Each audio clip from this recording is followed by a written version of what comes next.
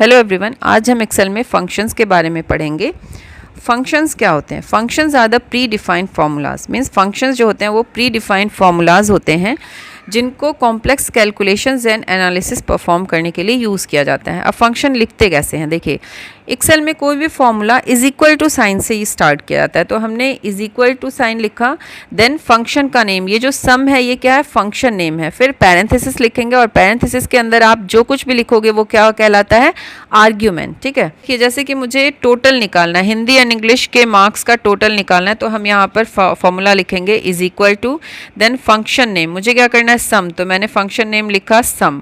उसके बाद पैरेंथेसिस लगाया और फिर रेंज, रेंज कहाँ से? B2 से लेकर C2 तक। तो मैंने क्या किया? रेंज को सेलेक्ट कर लिया। ठीक है, ये देखिए B2 से लेकर C2 तक, और फिर पैरेंथेसिस क्लोज कर दिया और फिर एंटर कर दिया। तो देखिए ये सब निकल गया।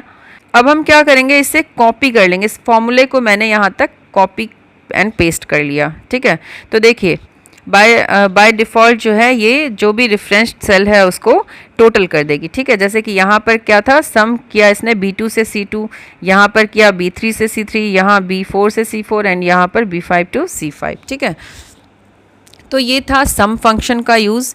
इसके बाद अगर आपको एवरेज निकालना है, ओके, यहाँ पर अगर मुझे एवरेज निकालना है तो मैं कैसे निकालूंगी? एवरेज कैसे निकाला जाता है? इसके लिए हम एवरेज फंक्शन का यूज़ करेंगे। हमने फॉर्मूला लिखा is equal to and then function का नेम एवरेज। ठीक है, और फिर पैरेंथेसिस लगाएंगे, पैरेंथेसिस, और फिर कहाँ से कहाँ तक का एवरेज निकालना है, जैसे कि यहाँ से यहाँ तक का।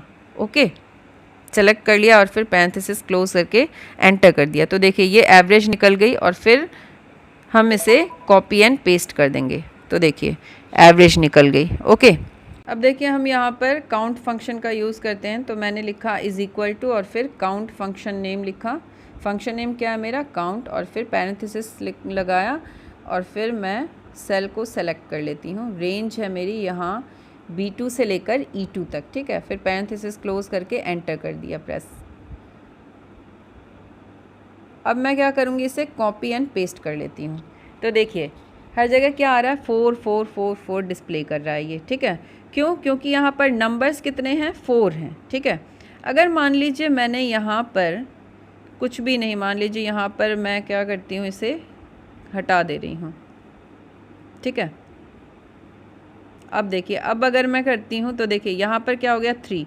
क्यों? क्योंकि यहाँ पर नंबर नहीं है। अगर मान लीजिए मैं यहाँ पर इसको हटाकर कुछ और लिख देती हूँ, DR कुछ भी लिख देती हूँ। ठीक है, अब अगर मैं यहाँ पर देखती हूँ तो देखिए यहाँ हो गया 2, क्योंकि यहाँ पर क्या है? अब यहाँ पर स्ट्रिंग है, यहाँ पर नंबर नहीं है, तो ये जितने भी नंबर्स होंगे उनको डिस्प्ले करेगा। ठीक है, जैसे कि यहाँ मैंने क्या कर दिया? यहाँ पर मैंने लिख दिया नंबर की जगह पर मैंने कुछ और लिख दिया, लाइक मैंने लिख दिया FG।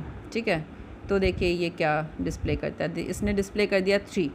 क्यों? क्योंकि यहाँ पर नंबर कितने हैं? 1 2 3 ओनली नंबर्स हैं। ठीक है, तो काउंट फंक्शन क्या करता है? ये जितने भी आर्ग्यूमेंट्स में जितने भी नंबर वैल्यूज़ होंगे उन्हीं को डिस्प्ले करेगा। ठीक है, अब देखिए नेक्स्ट हमें इफ़ फंक्शन का यूज़ करना है। ये एक कंडीशनल फंक्शन है। ठीक है, ये रिटर्न करता है ट्रू या फिर फॉल्स। इसका यूज़ हम कैसे करते हैं? ग्रेड निकालने के लिए हम इफ़ फंक्शन का यूज़ कर सकते हैं। एग्जाम्पल मैं आपको करके दिखाती हूँ। जैसे कि मुझे यहाँ पर परसेंटेज निकालना है, तो परसेंटेज कैसे निकालेंगे? इसके लिए मैंने फॉर्मूला अप्लाई किया इज इक्वल टू, फिर टोटल ये मार्क्स है तो इस सेल को सेलेक्ट कर लिया, D2 अपॉन, मीन्स इसको डिवाइड करेंगे। 2 सब्जेक्ट हमने लिए हैं तो टोटल कितना हो गया? 200 से डिवाइड कर देते हैं, मल्टीप्लाई बाय 100। ठीक है, और फिर एंटर कर दिया। तो देखिए ये 94% आ गया। अब मैं इसे कॉपी एंड पेस्ट कर देती हूँ। तो देखिए ये परसेंटेज हमारा निकल गया। अब हमें क्या करनी है? हमें ग्रेड निकालना है। ओके, तो ग्रेड निकालने के लिए हम क्या करेंगे? हम इफ़ का यूज़ करेंगे। ठीक है, तो हम फॉर्मूला लिखते हैं इज इक्वल टू, देन हमने फंक्शन का नेम लिखा इफ़, और फिर पैरेंथेसिस लगाया। पैरेंथेसिस के अंदर हमें क्या करना है कि इफ़ किसका? परसेंटेज, यानी कि सेल कौन सी है? E2। अगर मेरा परसेंटेज ग्रेटर देन 90 है तो फिर क्या हो जाए? तो वो ग्रेड दिखाए A। ठीक है, तो ए को हम डबल कोट्स में लिखेंगे, ओके, कॉमा, फिर से अब हम एलिफ लगाएंगे, तो फिर से लिखा हमने इफ़, और फिर पैरेंथेसिस के अंदर अब हमने क्या किया, इफ़ ये जो परसेंटेज है मेरी, अब की बार अगर ये ग्रेटर देन 50 है, ठीक है, ग्रेटर देन 50 है, तो फिर कॉमा लिखकर डबल कोट्स में हम ग्रेड बी दे देंगे, ओके।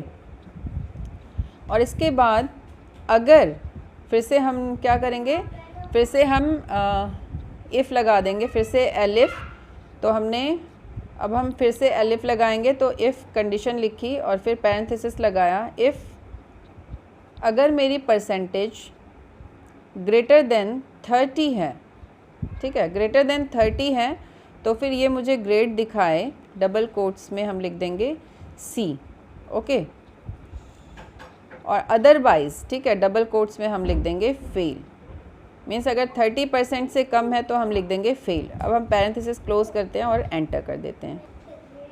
अब देखिए पहले की ग्रेड ए आई और इसको हमने कॉपी पेस्ट कर दिया, तो देखिए 90 से एबव परसेंटेज है तो इसने ग्रेड शो कर दी ए, फिर 50 से एबव है तो ग्रेड शो कर दी बी, और 30 से ऊपर है तो सी शो कर दी, और 30 से नीचे वाले को फेल शो कर दी। तो देखिए ये आप फॉर्मूला देख सकते हो, और रेफरेंस सेल को किस तरह से ले रहा है ये ऊपर डिस्प्ले हो रहा है, ठीक है। तो इस तरह से हम इफ़ का यूज़ करते हैं, इफ़ फंक्शन का यूज़ करते हैं, ओके, थैंक यू।